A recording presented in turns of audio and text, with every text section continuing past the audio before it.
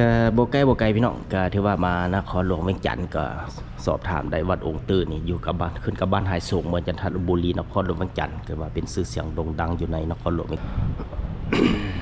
เป็นแท่นพระพี่น้องจะเป็นทองสำเร็จหรือว่า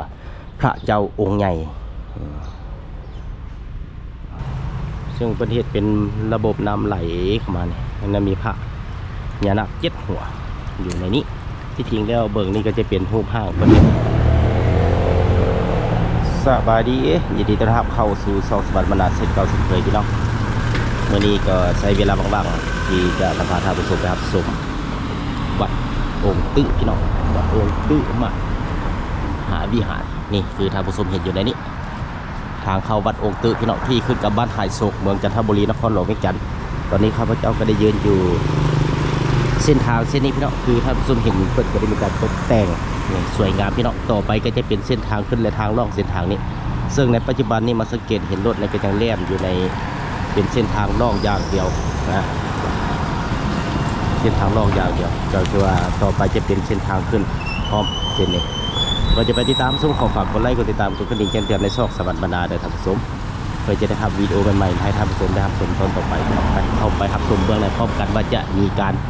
ได้ข่าวว่ามีการปรับปรุงสร้างหออยู่ในวัดองค์ตื้อทางเบื้องเข้าก็จะเป็นสร้าง2 ตัวเบื้องซ้ายและเบื้องขวาเนี่ยเข้าไปเบื้องโอ้ก็ถือว่าเป็นวัดหนึ่งที่ว่ามีชื่อเสียงโด่งดังที่อยู่ในนครหลวงเวียงจันทน์พี่น้องเข้ามาเบื้องในก็ถือว่าเป็นช่วงมีการปรับปรุงก็จะเห็นขออภัยในความบ่สะดวกผ่านได้เฉพาะรถที่มีเวียกหัวผ่านทางวัดนี่มันก็จะเว้าอยู่ในนี้ก็จุดเด่นของวัดนี้ก็จะเห็นเพิ่นมีการตกแต่งเดินกว้างพี่น้องก็จะเห็นในงานมือบุญต่างๆหรือว่าเป็นมือปีใหม่ลาวก็จะมีผู้คนมาฮดส่งอยู่ในวัดนี้ก็สีสันต่างๆอยู่ในวัดดังกล่าวนี่ก็จะเป็นอ้อมหอบนี่สังเกตเพิ่นตกแต่งมีนกยุงเนี่ยนกยุงเฮ็ดอ้อมตกแต่งงามพี่น้องก็ถือว่าเป็นทุ่งหรือว่าเป็นสัญลักษณ์โลโก้ของพุทธศาสนาเขตตังเจิงเปิ้งนะครับบัดนี้จะย่างเข้าไปทางหอบนี่ก็จะเป็นแบบใดก็จะเอาเป็นภาพเบื้องนอกเด้อพี่น้องเด้อเป็นภาพเบื้องนอกมาให้ท่านผู้ชมทางขึ้นก็จะเป็นรูปพญานาค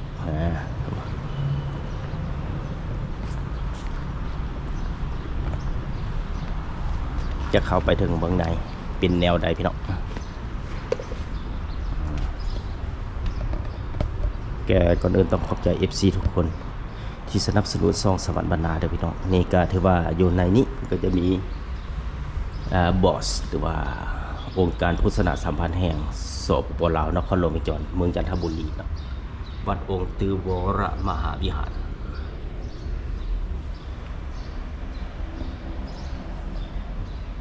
ก็ถือว่าสวยงามอีหลีพี่น้องนี่ทางเทิงเคยเป็นการตกแต่ง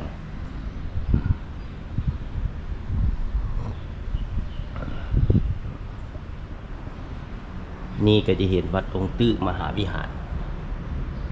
จะมีป้ายเพิ่นเขียนอยู่ในนี้พี่น้อง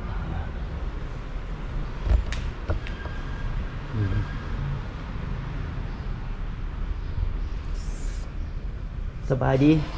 เข้าถ่ายวิวได้ปะโอ้ได้เนาะ นี่คือเบื้องในก็เห็นพี่น้องเป็นพระพุทธรูปใหญ่อยู่ในวัดนี้โดยเฉพาะแม่นปีใหม่ลาวพี่น้องก็จะมีประชาชนหรือว่าพอออกไม่ออกก็ได้มาจุดธูปจุดเทียนมหดสงพระนี่อยู่ในวัดองค์ตื้อที่ขึ้นกับบ้านหายโศกเมืองจันทบุรีนครหลวงเวียงจันทน์พี่น้องก็ถือว่าผู้ข้าเองตั้งแต่มาอยู่เวียงจันทน์ก็สาวไปกว่าปีก็เป็นครั้งแรกที่ว่าได้เข้ามาเบื้องในนี้ก็ว่าครั้งแรกในชีวิตเลยพี่น้องก็จะเห็นแต่ว่าเวลาไหว้พระอยู่นี่เพิ่นจะห้ามไต่ธูปไต่เทียนพี่น้องก็มีแต่ว่ามากราบมาไหว้ดังนี้ได้ห้ามไต่ธูปไต่เทียนเด้อนอกจากนั้นแล้วอยู่ในตามจุดต่างๆมันก็จะเป็นคำไหว้พระเจ้าใหญ่วัดองค์ตื้อนี่ก็ถือว่าหยุดวิดีโอและอ่าน3 จบได้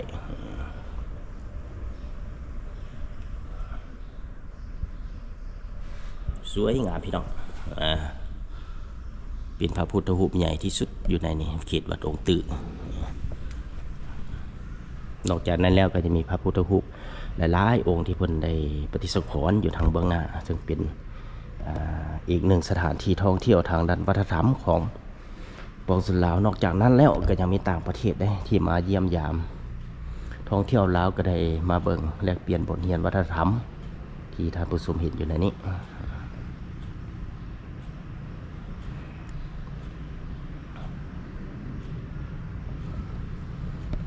ก็บ่ไกลพี่น้องก็ถือว่ามานครหลวงเวียงจันทน์ก็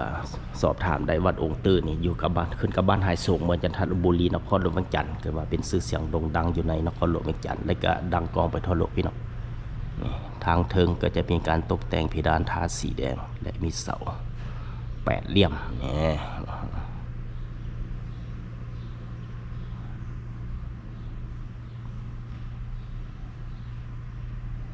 สวยงามพี่น้องแล้วก็จะมุงด้วย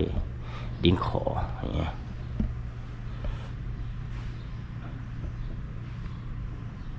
เป็นบินมิดเนาะนักท่องเที่ยวก็มาดูอยู่บ่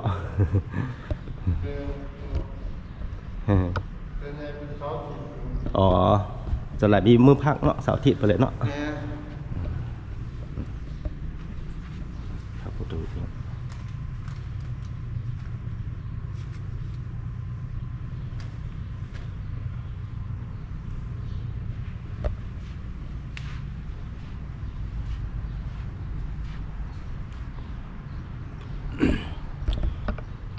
อยู่ในจุดเบื้องนี้ก็จะเห็นเพิ่นได้ตกแต่งและจากนั้นก็จะเป็นแบบเพิ่นเอาผักที่เก็บไว้ในตู้พี่น้องนี่ผ้าต่างๆนี่เก็บไว้ในตู้นี้ไว้พี่น้อง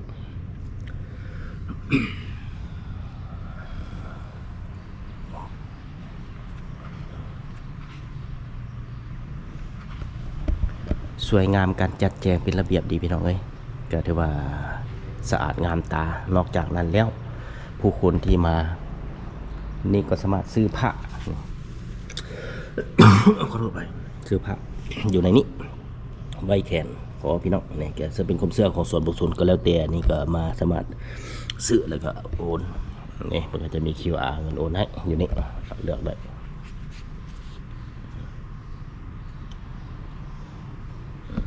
ก็จะเป็นประเภท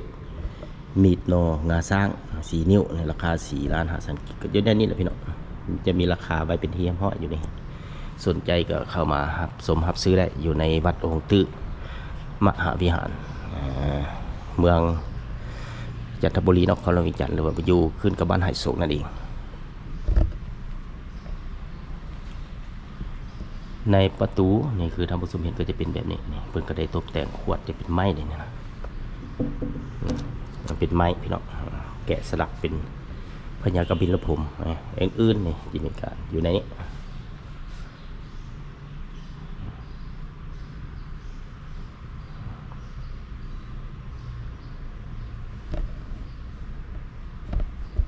วันนี้จะเอาเป็นแบบมุมกว้างให้ท่านผู้ชมได้รับชมนี่เอาแนมเข้ามาก็จะเห็นเปิงเจิ้งหรูหราสวยงามนี่ซึ่งเป็นสีไม้ลายมือการตกแต่งของคนลาวนั่นเอง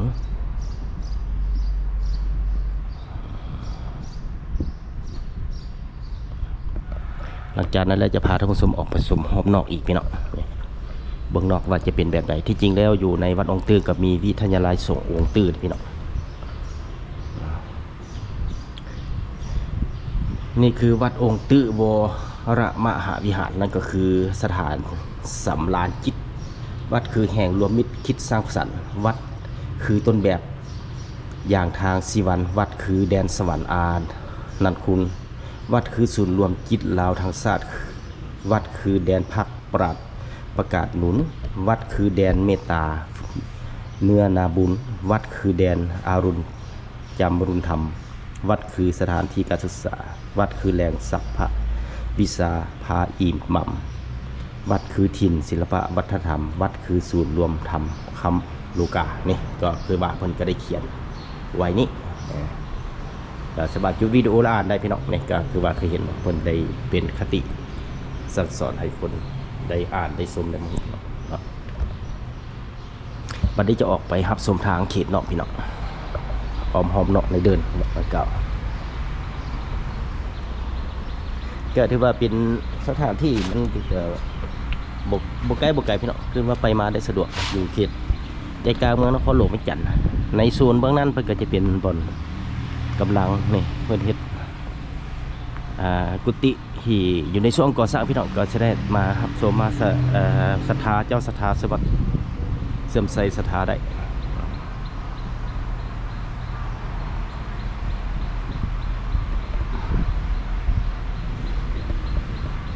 วันนี้จะย่างออมหอบไปเบื้องนั้นเบิ่งว่าจะมีแบบใดอีก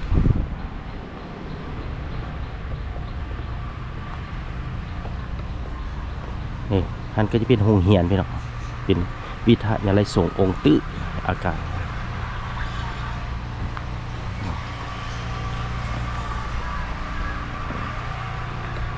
ก็พอจื่อๆได้ว่ามีวิทยาลัยสงฆ์องค์ตื้ออยู่นี่แหละแต่ว่าสมัยตะกี้ท่านมีพระสงฆ์สมณเณรหลายเลยแต่ว่ามาในปี2025นี้หรือว่าเฮามาตอนเพิ่นพักผ่อนบ่ก็คือบ่เห็นพี่น้องส่วนมากเป็นตอนพักผ่อน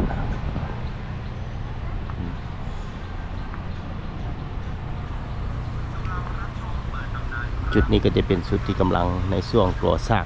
นี่ก็ถือว่าอาศัยอิงใส่ศรัทธาพอออกไม่ออกตัวญาติโยมที่มาเฮ็ดบุญมาเฮ็ดบุญต่างๆก็ได้เริ่มใส่ศรัทธาที่ว่าเฮ็ดเทื่อละเล็กเทื่อละน้อยคือท่านผู้ชมเห็นอยู่ในปัจจุบันนี้นี่ก็จะเป็นหอกองที่เพิ่นเฮ็ดอยู่ในจุดนี้ก็จะเป็นสั้นเป็นไป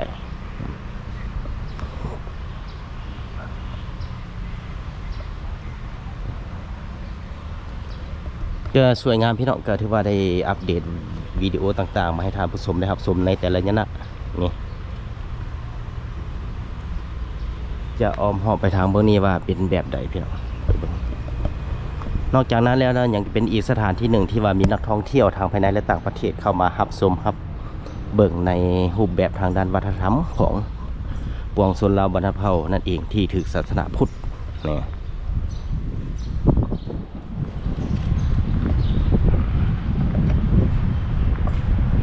นี่ก็จะเห็น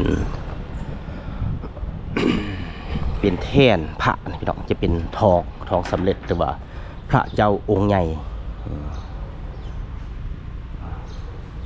พระเจ้าในองค์ตื้อนี่ก็จะเป็นแท่นของเพิ่นที่ไว้อยู่ในนี้จะเป็นทองพี่น้องทองสำเร็จรูป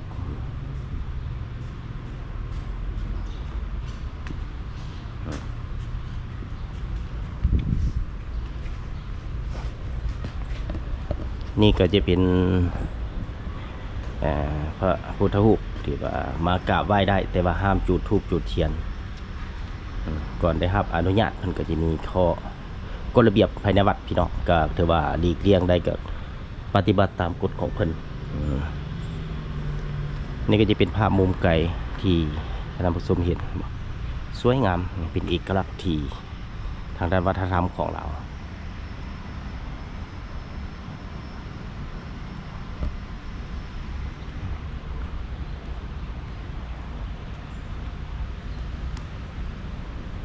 ในส่วนเบื้องนี้ไปเบิ่งว่าจะเป็นแบบใดพี่น้อง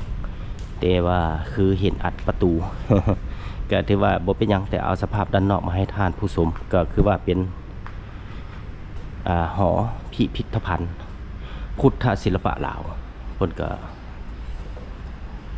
น่าจะปิดพี่น้องเพิ่นปิดเลยมาตอนนี้อาจจะเป็นเปิดในยามมีงานต่างๆแหละเพิ่นปิดไว้สวยงาม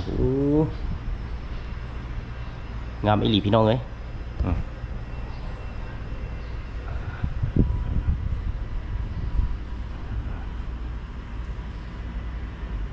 จะปิดไว้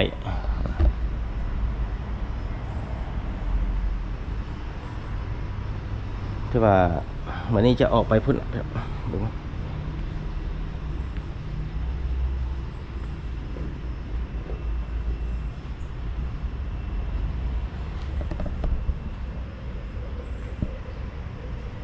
แกได้โอ้ไก่คำพี่น้อง หัวแดงจึ้งปึ้งอยู่อีงาม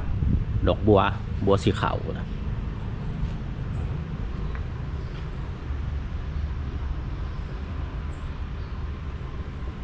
ก็ถือว่า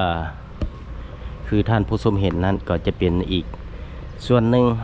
ก็เป็นวัดองค์ตื้อมหาวิหารก็ถือว่าเป็นหนึ่งสถานที่สักการะบูชา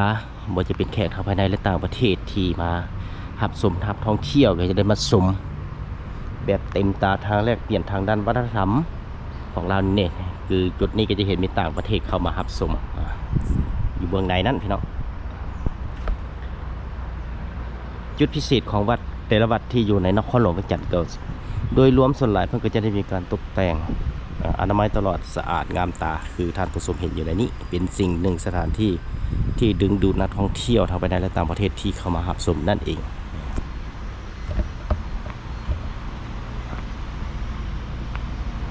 ซึ่งว่าหอกองจะเป็นศรัทธาคู่ปัญญาศรัทธาคู่ปัญญา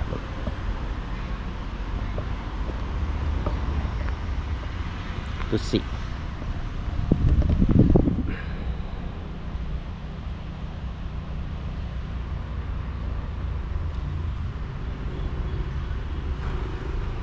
ทางเบื้องนอกนี่เห็นก็ถือว่า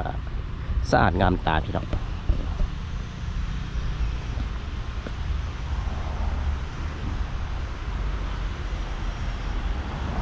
แคมทางนี่รถแล่นวุ่นวันอยู่หันเด้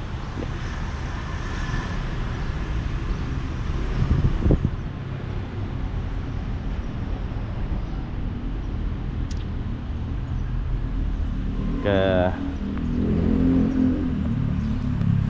คือว่านั่นก็เป็นวัดองค์ตื้อที่ท่านผู้ชมได้รับชมผ่านมานั้นพี่น้องก็ถือว่าเป็นอีกหนึ่งบรรยากาศที่ทีมงานสวัสดิ์บรรณาได้นำเอามาให้ท่านผู้ชมได้รับชมเอาเป็นมุมกว้างนี่เข้ามาในงามนี่อีหลีงามนี่อีหลีได้พี่น้องเลยข้าเองก็อยู่ใกล้ไร่อยู่นครหลวงเวียงจันทร์มาบ่อีหลีก็บ่ได้มาเบิ่งพี่น้องก็ถือว่าทางเบื้องในท่านก็บ่เคยเข้าจากเทื่อถือว่าเป็นครั้งแรกในชีวิตที่ได้เข้าผ่านมางาม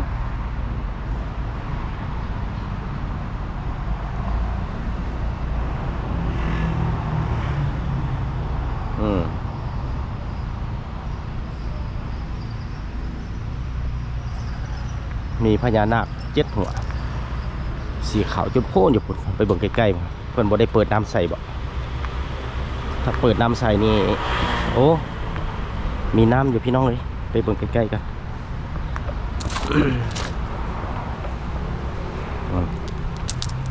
เพิ่นเปิดน้ำเป็นน้ำไหลอยู่ในบ่อมีปลาโอ้มีปลาอีกปุ่นแตกซะซึ่งประเทศเป็นระบบน้ำไหลเข้ามาเนี่ยมันมีพระพญานาค7 หัวอยู่ในนี้ที่ทิ้งแล้วเบิ่งนี่ก็จะเป็นรูปห้างประเทศน้ำโตนตากมาแต่พุ่นแต่ว่าเพิ่นบ่ได้เปิดประเทศน้ำหมุนเวียนอยู่ในนี้ที่จริงในพุ่นไหลมาแต่พุ่นนั่น ขอโทษครับพญานาคสีขาว7 หัวเบื้องในก็มีป่าสวยงาม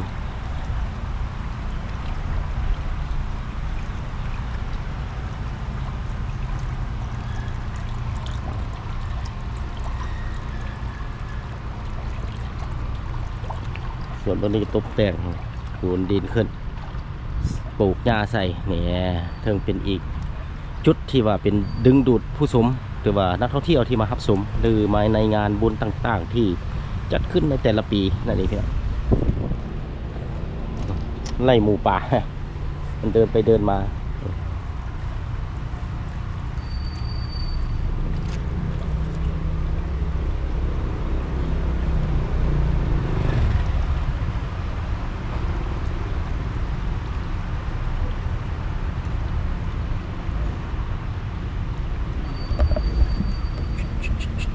วันบ่มานี่เป็นต้องมีเ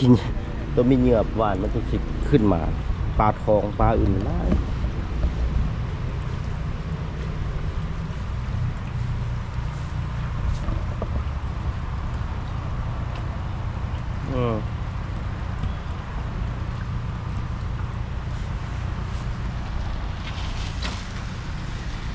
วันนี้ก็จะได้เดินทางกลับนะมาเบิ่งยุงกันอยู่